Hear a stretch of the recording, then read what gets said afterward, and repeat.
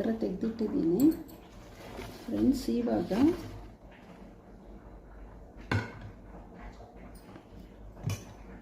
ಇದಕ್ಕೆ ಮಸಾಲೆಗೆ ಮೊಸರು ತಗೊಂಡಿದ್ದೀನಿ. ಮೊಸರು, ರೆಡ್ ಚಿಲ್ಲಿ ಪೌಡರ್, ಇದು ಬಂದು garam masala, pepper powder, ginger garlic paste, ಸ್ವಲ್ಪ ಧನಿಯಾ ಪುಡಿ, ಇದು ಜೀರಾ ಪೌಡರ್ ಆ್ಯಂಡ್ ಅರಿಶಿಣದ ಪುಡಿ, ಇಷ್ಟು ತಗೋಬೇಕು. ಇವಾಗ ಇದರಲ್ಲಿ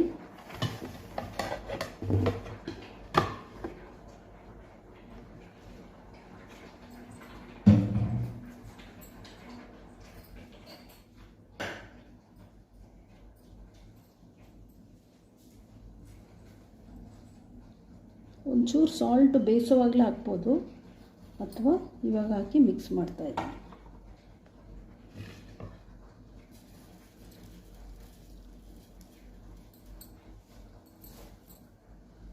ಸೊ ಇವಾಗ ಇದರಲ್ಲಿ ಎಲ್ಲ ಪೌಡರು ಈ ಥರ ಮಿಕ್ಸ್ ಮಾಡ್ಕೋಬೇಕು.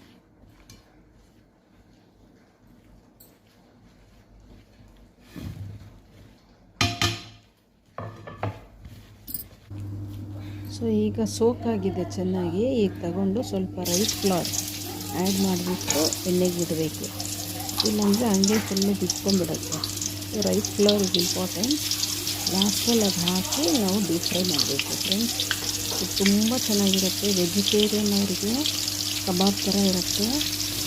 It's healthy also. ನೀವು ಕೂಡ ಟ್ರೈ ಮಾಡ್ಬೋದು. Thanks for watching. ಇಷ್ಟ ಆದರೆ ಲೈಕ್ ಮಾಡಿ. ಮತ್ತೆ ಮುಂದಿನ ವೀಡಿಯೋ ಜೊತೆ ಸಿಗ್ತೀನಿ. Thanks for watching.